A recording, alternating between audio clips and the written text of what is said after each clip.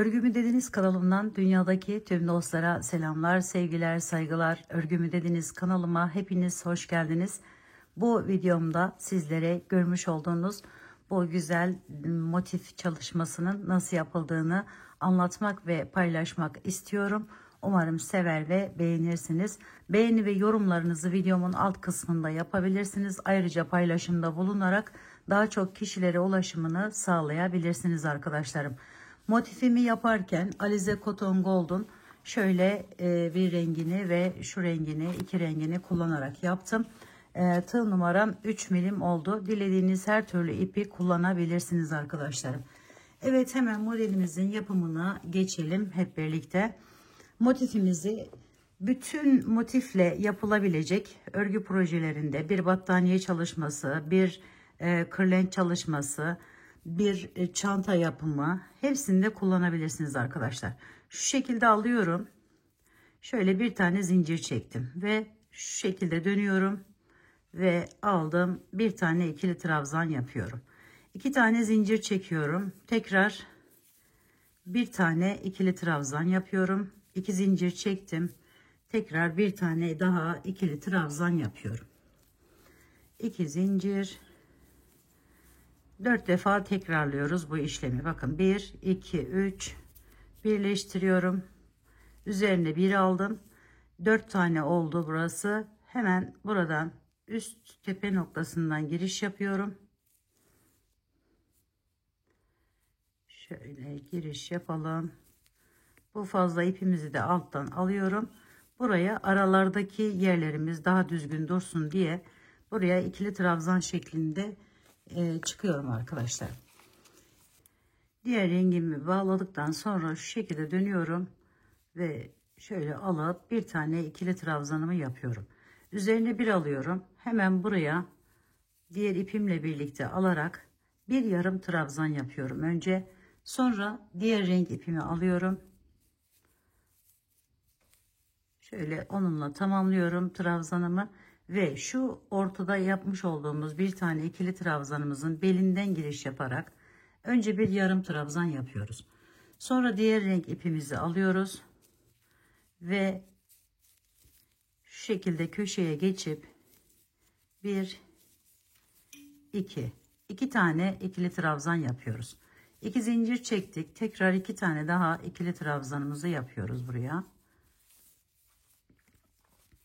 İkinci yine yarım olarak kalacak arkadaşlarım ve diğer rengimi alıyorum hemen. Şu fazla iplerimizi de alıyorum, gördüğünüz gibi aralardan götürüp arka tarafta fazlasını kesebiliriz. Şöyle aldım. Bakın tam şu şekilde ortasından giriş yapıyorum. Yarımını yapıyorum. Diğerini ise bununla tamamlıyorum. Üzerine bir aldım. Köşeye geldim zaten. Köşeye 2 tane ikili trabzan yapıyorum. 1 2 araya 2 zincir çekiyorum. Tekrar 2 tane ikili trabzan yapıyorum.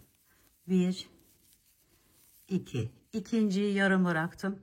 İp değişikliği yapıyorum. Şöyle şuradan yine girişimizi yapıyoruz. Yarımını çektik.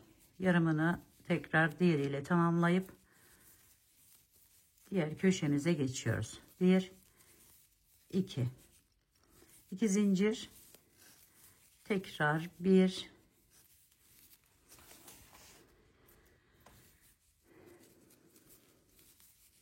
2 ikinci yarım, hemen alttan diğer renk ipimi alıyorum, onunla tamamlıyorum ve ortadakine bir tane daha bu şekilde yarım trabzanı yapıp diğeriyle tamamlıyorum. Sonra burada 2 tanesini yapmıştım. Diğer bu rengimle yine buraya 2 tane 1 2 ikili trabzan yapıyorum. Bakın şu görüntüyü elde ediyorum arkadaşlar. Şimdi burada yine üzerine bir alıyorum. Buradan giriş yapıyorum köşeden. Bu alttaki ipimi de aldım yukarıya. Şöyle çekiyorum. Bir tanesini yapıp ikinci de diğer renk ipimle devam ediyorum.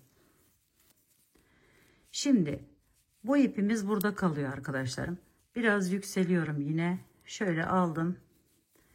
Köşeleri normal çakma sık iğne şeklinde yaparsanız böyle buraları, çünkü ortası çekiyor, kenarları bakın bu direkt ikili trabzan olduğu için daha yüksek duruyor. Ona önlem olsun diye buraya şöyle çakma sık iğne yapıyorum. Üzerinde bir alıyorum. Şu araz bakın şöyle şuradan giriş yapıyorum arkadaşlar. Şu renk ipimizi arkaya doğru atalım. Şöyle girişimi yaptım. İkili trabzanımı bu şekilde belinden alarak yapıp devam ediyorum. Bakın şöyle. Hepsini bu rengimizle tamamlıyoruz.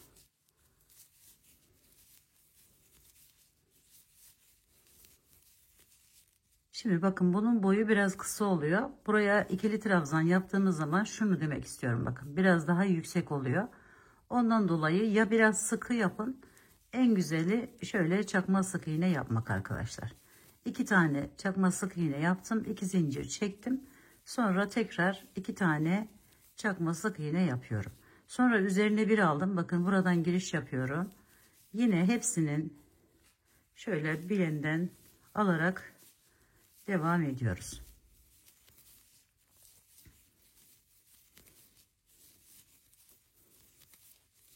Sonra köşeye geçtim. Yine köşelerde 2 tane çakma sık iğne. Köşeler hep aynı şekilde devam edecek arkadaşlar. Şöyle aldım.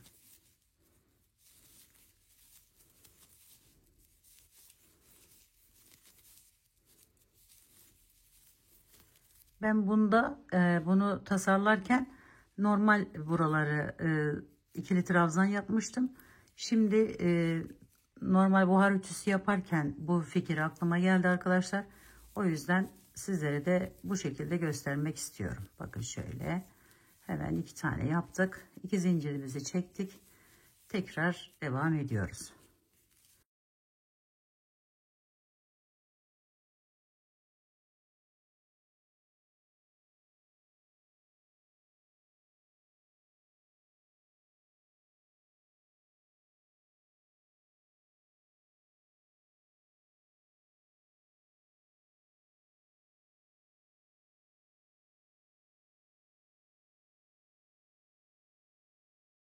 Bir, iki, pardon.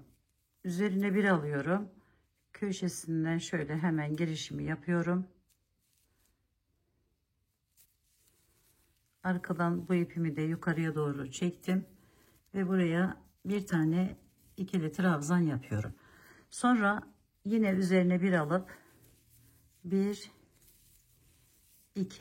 iki tane çakma sık iğnemi yapıyorum. Sonra üzerine bir aldım. Bakın alttakinin hemen şöyle köşenin içerisinden giriş yapıp buraya bir tane devam ediyorum. Buraya kadar bu rengimizle devam ediyoruz. 1 2, bakın şu ipimizi arkada çok fazla boşluk olmasın diye şöyle göstereyim arkadaşlar iyice. Onu da alıyorum. Şuradan tığımı çıkarttım. Bakın şöyle arkaya onu gizlemek amaçlı. Şu şekilde ikili trabzanımı yapıyorum. Sonra bir tane daha yarım trabzanımı yaptım. Toplamda köşe hariç 4 tane ikili trabzan yaptık arkadaşlar. Diğer renk ipimi alıyorum, onunla tamamladım. Sonra üzerine bir alıp buraya bir tane bunu yarım yapıyorum. Sonra değiştiriyorum. Diğeriyle yine devam ederek bütün kenarlara aynı işlemi uyguluyoruz. Şöyle aldım. Bu ipimiz de bizimle birlikte geliyor arkadaşlar, bakın. Arkada böyle çok çirkin durmasın diye şöyle aldım, bakın şöyle göstereyim arkadaşlar. Bunu da araya alıyoruz ki o fazla böyle şey olmasın diye. Şimdi köşede zaten sıkıntı yok. Hemen köşede altına aldım.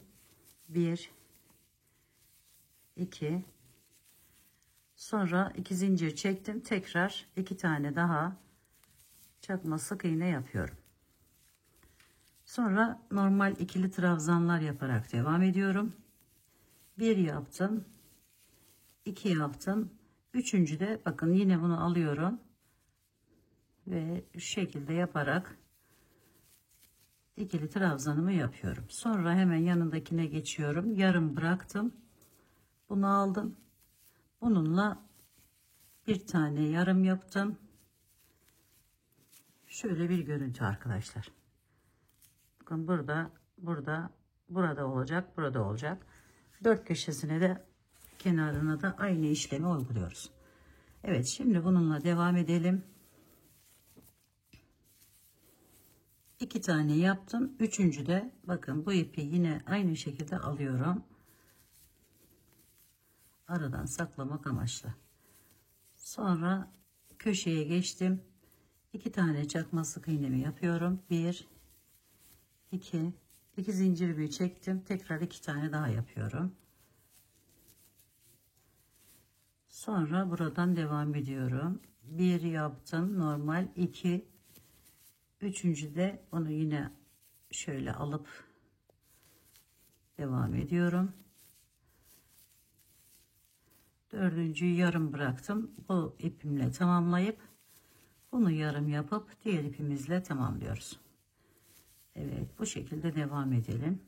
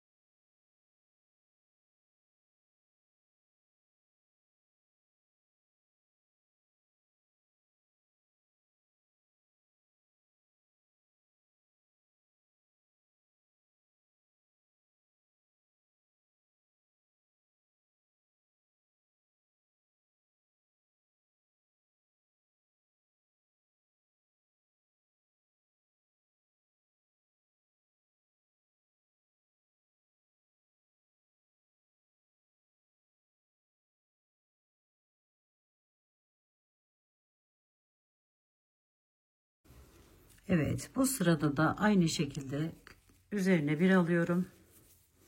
1 2. Şimdi bunun hemen bu yanına gelene kadar bu rengimle devam ediyorum.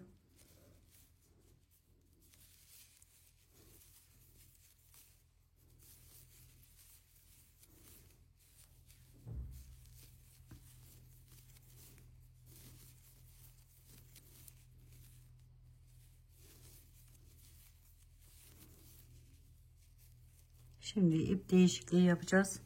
Şöyle göstereyim arkadaşlar. İp değişikliği yaparak bunu bununla tamamlıyorum. Sonra 3 tane buraya şöyle 1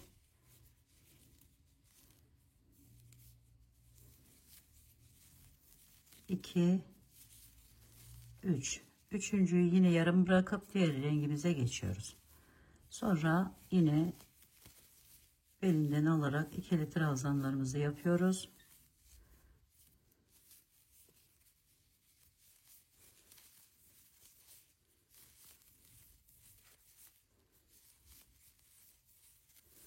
Sonra köşeye geçip köşede çakma sık iğnelerimizle artışını yapıyoruz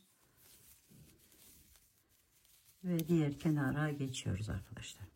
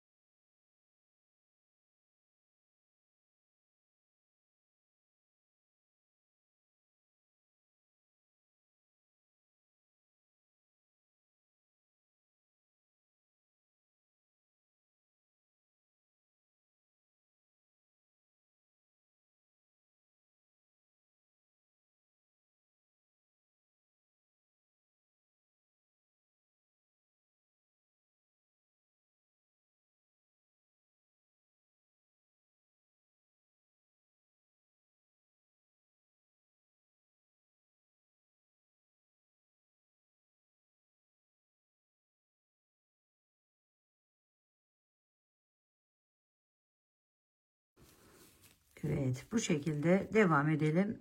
Diğer iki kenarı da tamamlayalım. Şimdi diğer sıraya geçiyorum. Hepsini 3 yaptık arkadaşlar bu sırada.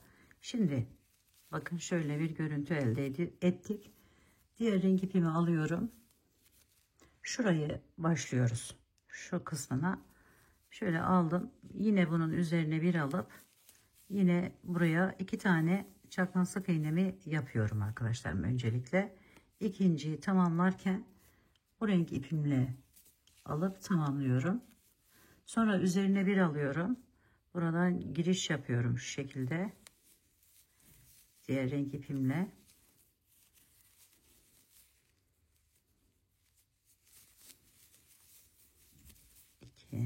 Hemen bunu da aldım. 3. Şöyle.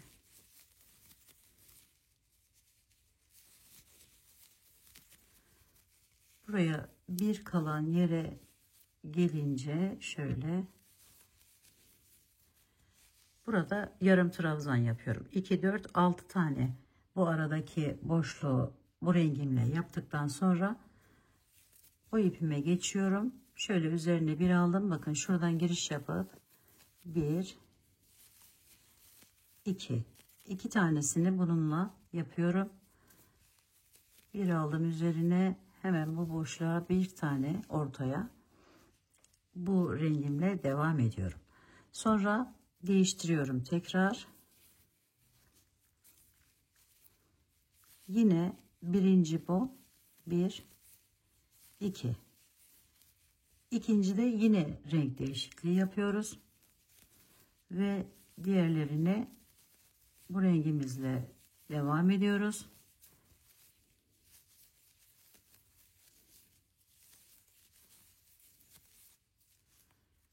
Burada arkadaki ipimizi de alalım.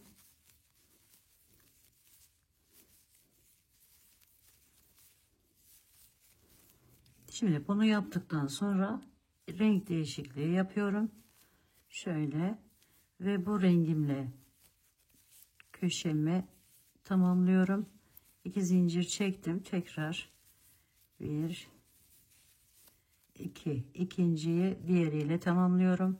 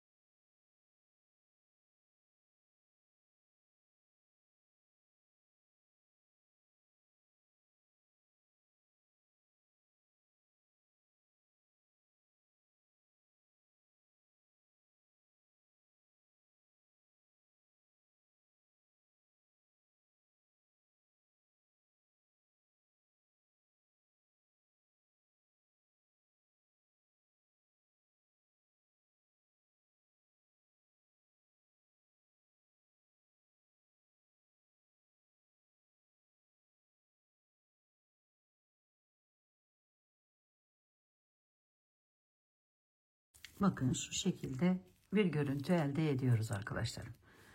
Evet, diğer kenarları da aynı şekilde tamamlayalım.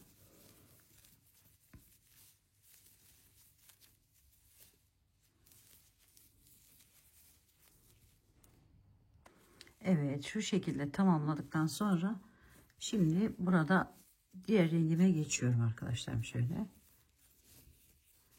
bununla yine üzerine alıp 2 tane çakma sık iğnemi yapıyorum. İkinciyi yarım bıraktım. Diğer rengimi aldım. Şu 2 taneyi o rengimle devam ettiriyorum. Bu şekilde. Sonra bu rengime geçtim. Aradan buradan devam ediyorum. 2. Bu aradakini bir tane daha genişleteceğiz arkadaşlar. Şu yaptığımız deseni şöyle aldım. Şuradan da geçirelim. Şimdi yine yarım bırakıyorum bunu. Sonra bununla tamamlıyorum. Şu şekilde. Sonra 1 2 ikinciyi yarım bırakıyorum. Araya 3 tane bu rengimle devam ediyorum. Üçüncüyü yine yarım bırakıp şöyle 1 2 üçüncü yarım bıraktık. Diğer rengimize geçiyoruz.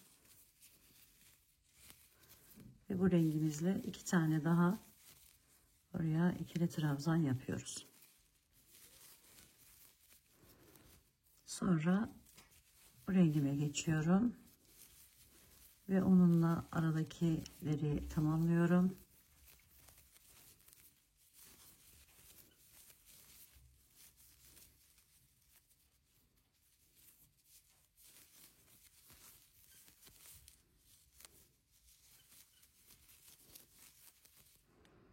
Bu rengime geçtim.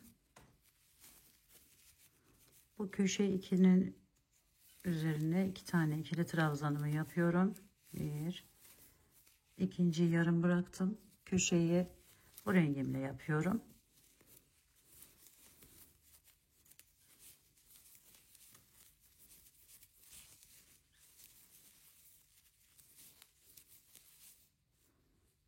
İkinciyi yine yarım bırakıyoruz. Bu rengimize geçtik. Bununla tamamlıyoruz. 1 2 sonra yine diğer rengimize geçip devam ediyoruz.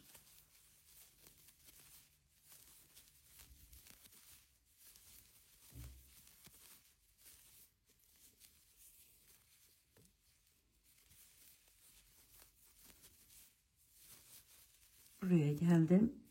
Yine renk değişikliği yapıyorum.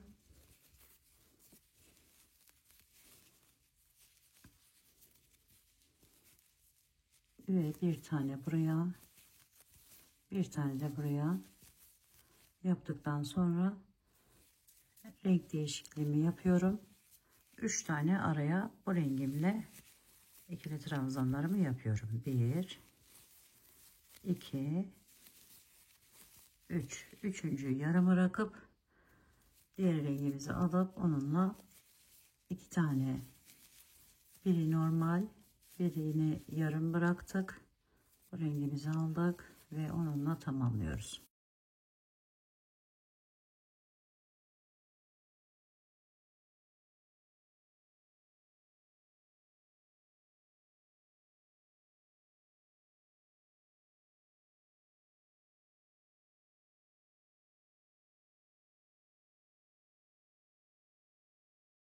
Yine renk değişikliği yaptım.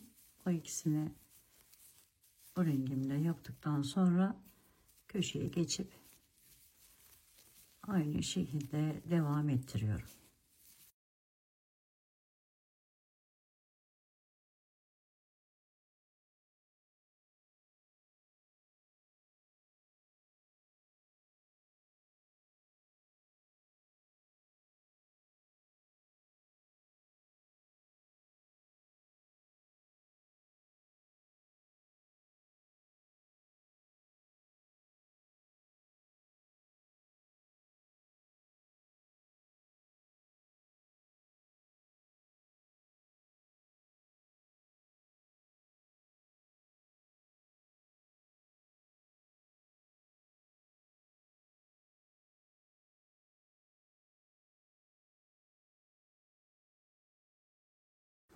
Evet arkadaşlar, bakın bu sırayı da bu şekilde tamamlamış olduk.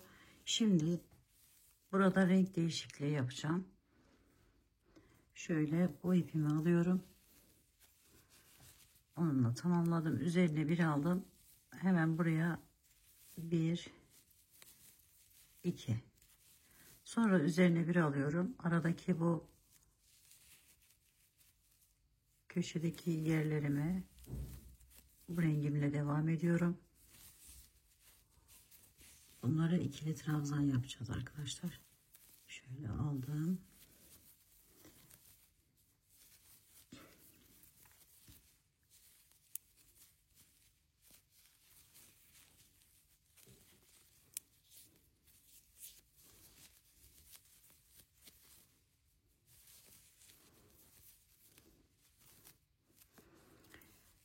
Bunu yaptıktan sonra bu rengime geçiyorum. Şöyle. Sonra bununla devam ediyorum.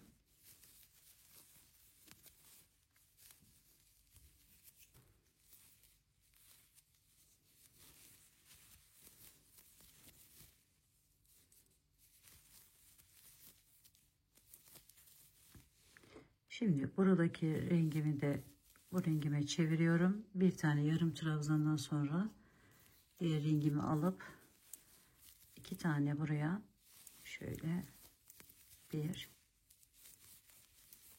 iki ikinciyi yarım bırakıp diğer rengimize geçiyoruz ve buraya bir tane yarımı yaptım. Sonra iki tane bu rengimle devam ediyorum.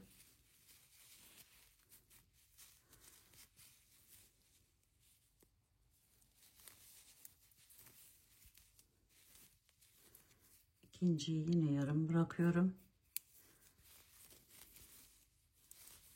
Bununla aradaki yerlerimi bu rengimle devam ettiriyorum.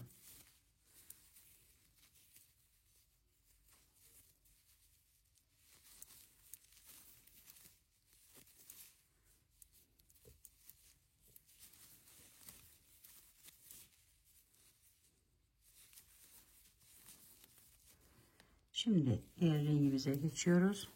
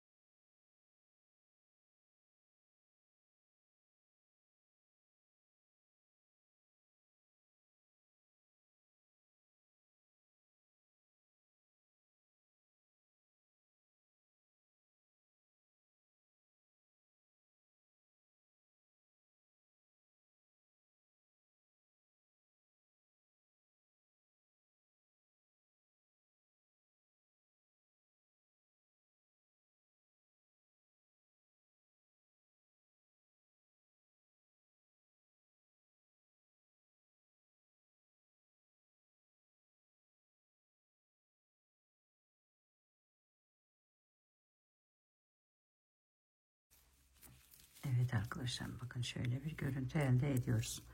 Şimdi devam edelim bu rengimizle.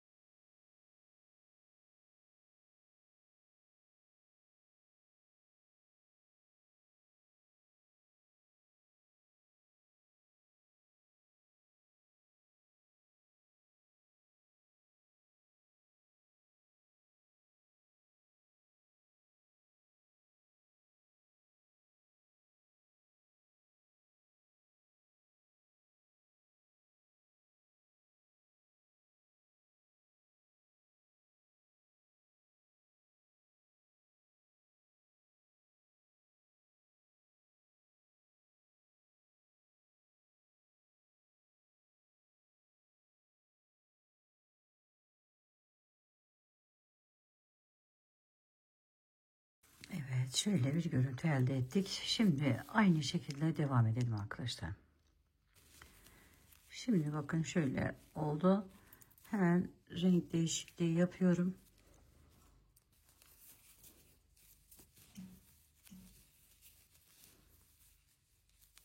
İki tane çakmak sık iğnemi önce buraya yapıyorum. Sonra bunlara ikili trabzanlar yaparak devam ediyorum. Diğer renk ipim de arkadan geliyor bizimle. Şöyle.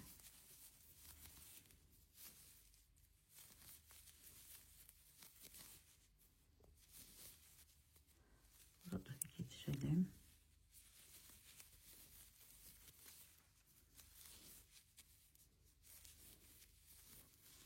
Şimdi buraya gelince bu ipimizi alıyoruz. Şöyle 1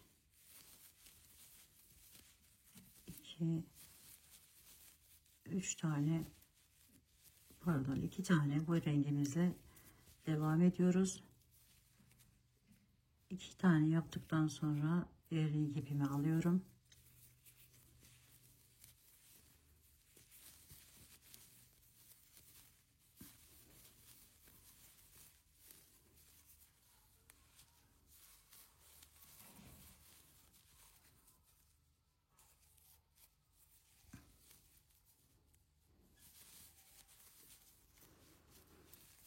Bunu da bu rengimle, bakın şunu alıyorum arkadaşlar. Sonra 3 tane bu rengimizle devam ediyoruz. 1 2 3. Üçüncüyü yapınca değiştiriyoruz. Ve yine bu rengimizle devam ediyoruz.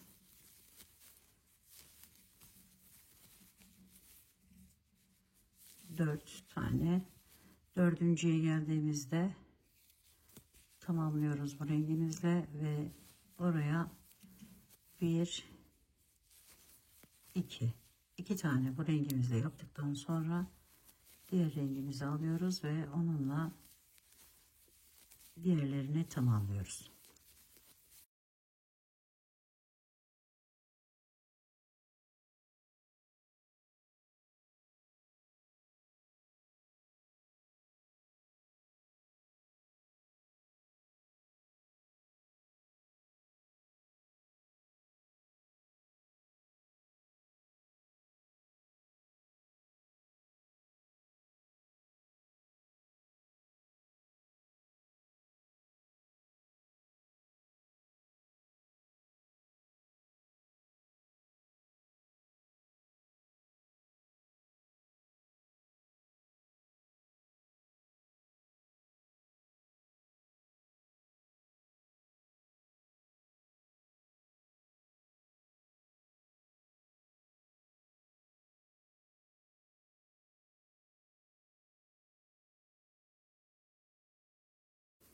Yine 2 tanesini bu rengimizde yaptıktan sonra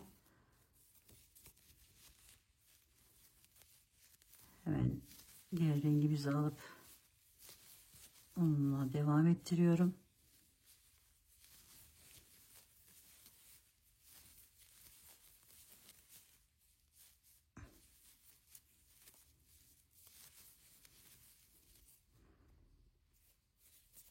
Arada kalan üçünü bu rengimizle tamamlıyoruz.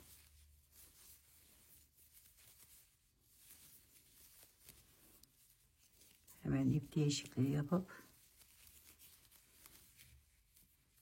yine aynı şekilde 4 tane bu rengimizle yaptıktan sonra 2 tanesini diğer rengimizle yapıyoruz.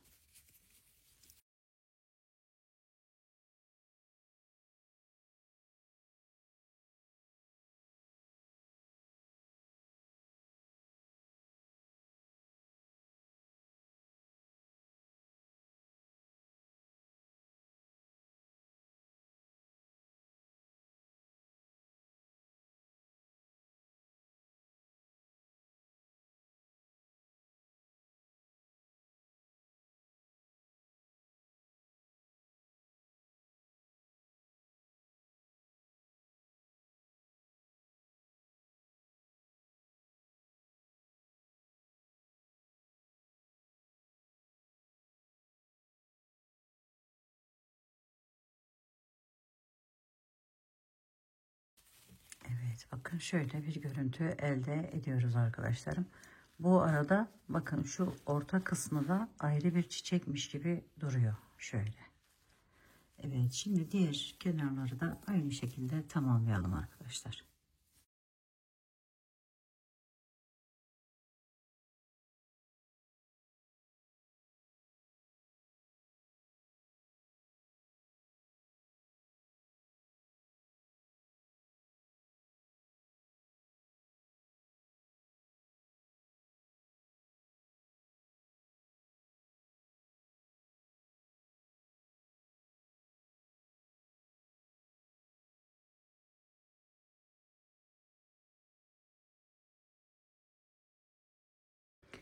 Evet arkadaşlarım, bu sırayı da tamamladık. Şimdi burada yine köşemize normal bir şekilde geldik.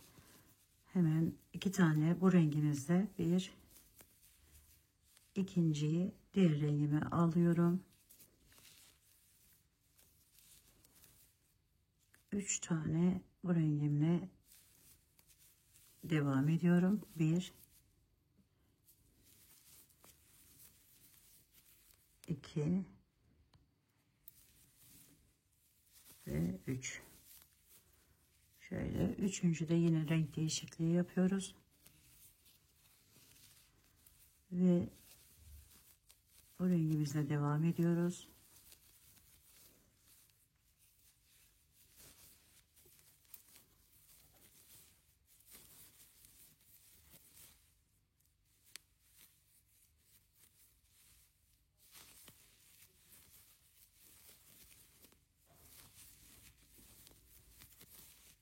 Bu ikisini de yaptıktan sonra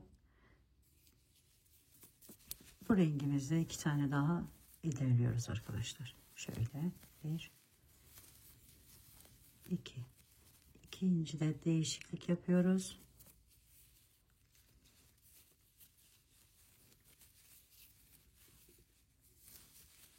Ve aradaki rengimizle devam ediyoruz.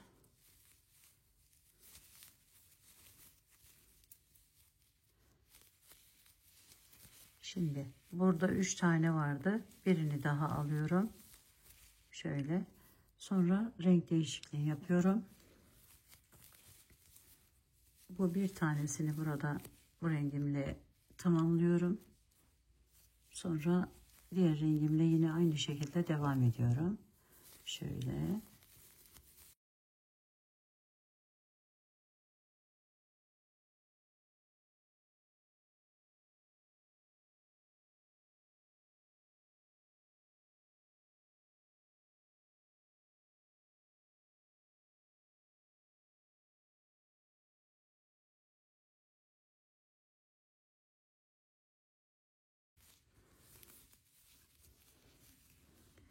Şimdi yine renk değişikliği yaptım ve ikisini bu rengimle tamamlıyorum. Sonra bu rengime geçiyorum.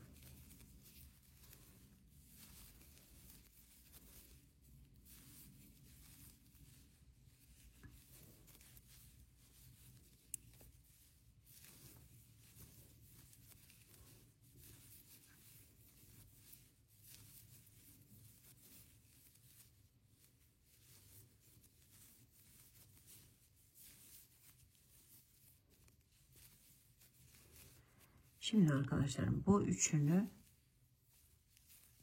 bu rengimizde yapacağımızdan hemen onu aldım. Şöyle 1 2 3. Üçüncü de renk değişikliği yapıp köşeyi tamamlıyorum. 1 2 2 zincir, tekrar 1 2. İkinciyi tabii ki de yarım bırakıyoruz. Onunla tamamlıyoruz.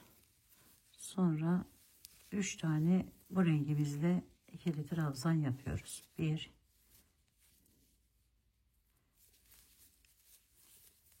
2 3. Üçüncü de renk değişikliği yapıyoruz. Ve bu rengimizle devam ediyoruz.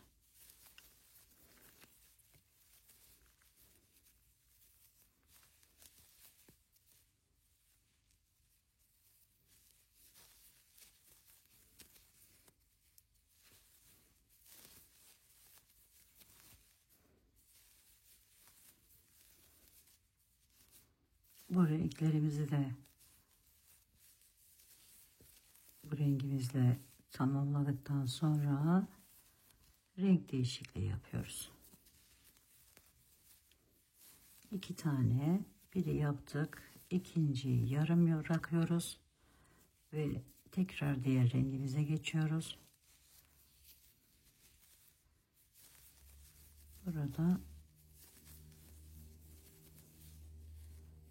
hemen bu ipimi de yaklaştırdım. Bunu yarım bırakıyorum. Dördüncü ikili trabzanın bu arada 4 tane var arkadaşlar. Şöyle bununla tamamladım. Tekrar 4 tane bu rengimle devam ediyorum.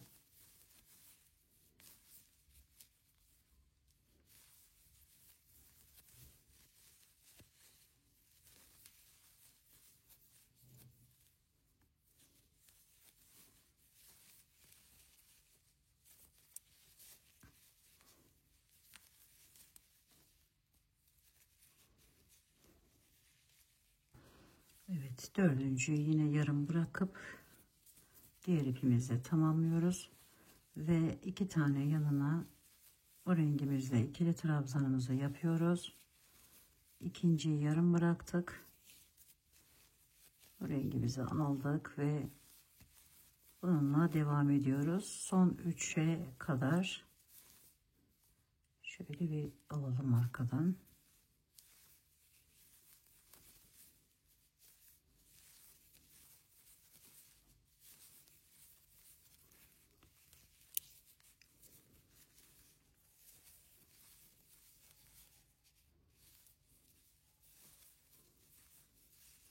Bakın 3 tane kaldı. Hemen renk değişikliği yapıp bu üçlüyü bu rengimizle tamamlıyoruz.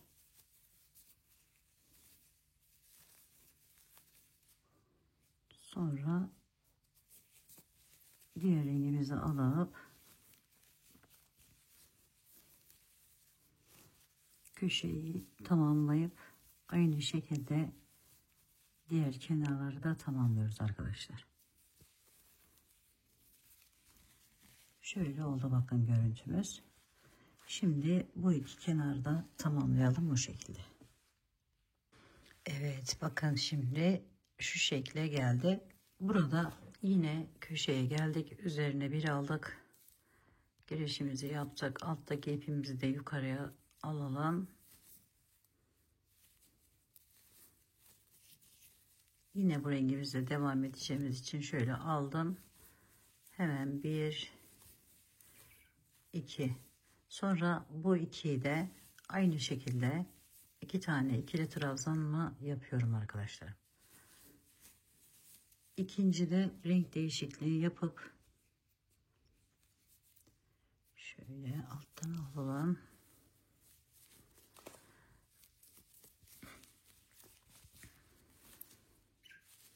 Beş tane bu rengimle devam ediyorum. 1 2 üçüncü de bunu da alalım arkadan.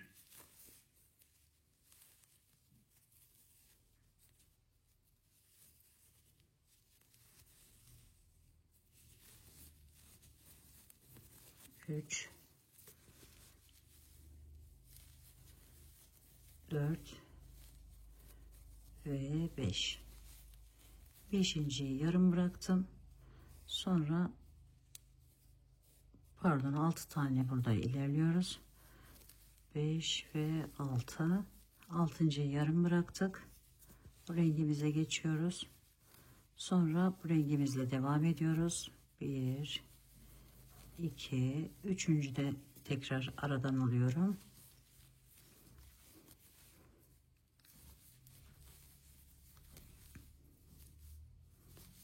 Bu ikisini de aynı şekilde aldım aradan. Şimdi birinciyi yaptıktan sonra renk değişikliği yapıyorum. 2 tane daha bu tarafa doğru ilerliyorum bu rengimle. Şöyle. Sonra bunun bu yerine kadar hepsini o rengimizle devam ettiriyoruz.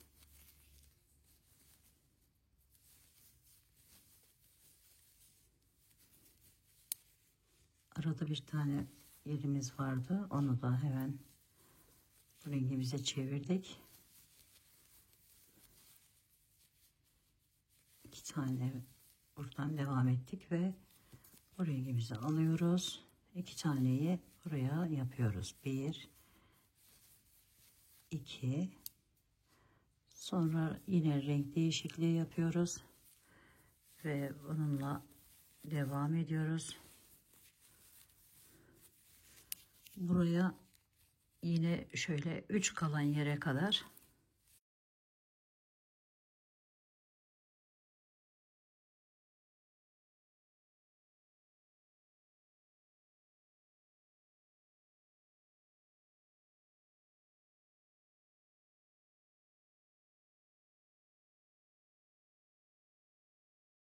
bu rengimi aldım.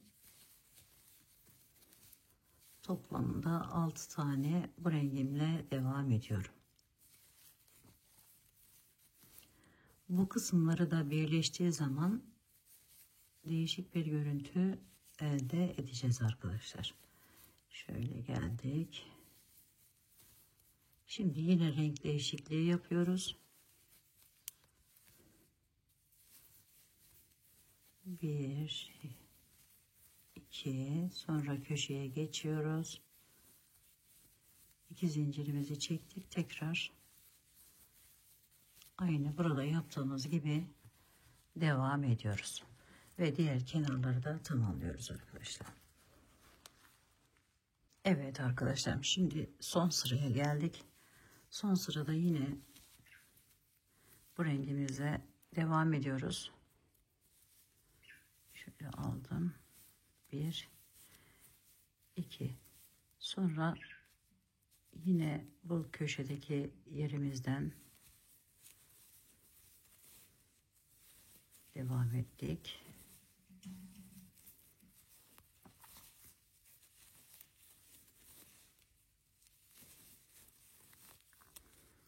Bunu buraya getirdikten sonra renk değişikliği yapıyorum.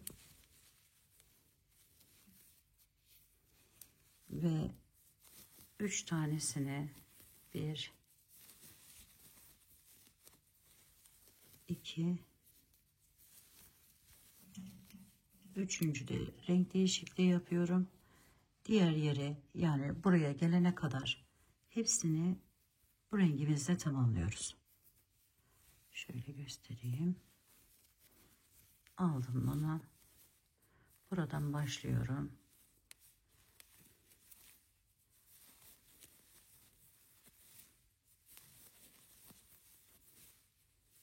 Hemen arkasından bakın şöyle alarak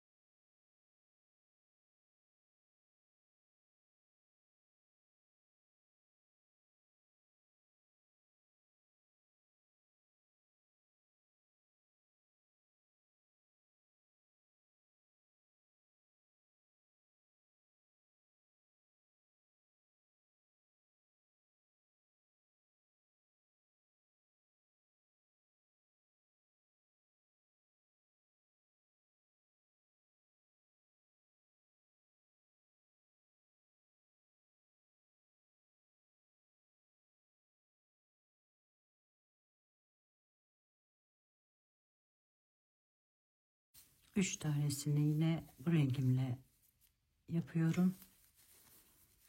Sonra renk değişikliği yapıp köşeye doğru ilerliyoruz arkadaşlarım. Şöyle.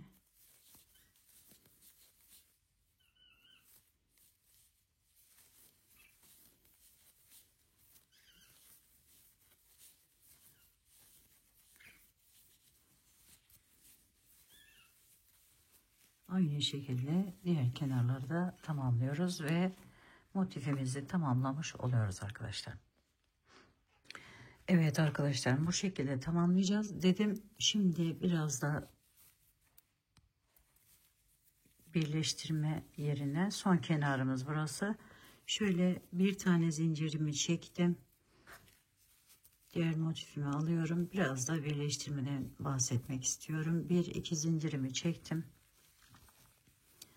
Bir aldım, üzerine köşedeki yerime birinci sık iğnemi yaptım. Sonra bakın şöyle alıyorum. Şöyle isterseniz bu şekilde birleşim yapabilirsiniz. İkinciyi yaptım. Aynı şekilde devam ettiriyorum şöyle. Sonra buradaki ikili trabzanımı yapıyorum. Hemen karşılık gelen ikili trabzanımdan birleştiriyorum. İkinciyi yaptım. Bu şekilde yaparsanız zikzaklı bir görünüm elde edersiniz. Bir de şu şekilde yapabilirsiniz. Çıkarttık. Şöyle alıyoruz ve bağlıyoruz. Diğer ikili trabzanımı yaptım. Sonra bunu takıyorum şöyle. Ve ikili trabzanımı yapmadan bakın burada renk değişikliği yapıyorum. Bu şekilde çıkarttım. Hemen karşılık gelen yere bağladım. Sonra buradaki rengimi yaparak tamamlıyorum. Bu şekilde yaptım. Bunu bağlıyorum. Çıkartarak yapacaksanız bu şekilde devam edebilirsiniz arkadaşlar. Şöyle yaptım. Üçüncüyü de yapıyorum. Çıkartıyorum. Üçüncüyü yarım yapıyoruz yine. Diğer kısımlarda yaptığımız gibi. Sonra çıkarttık. Buraya takıyoruz. Bu şekilde.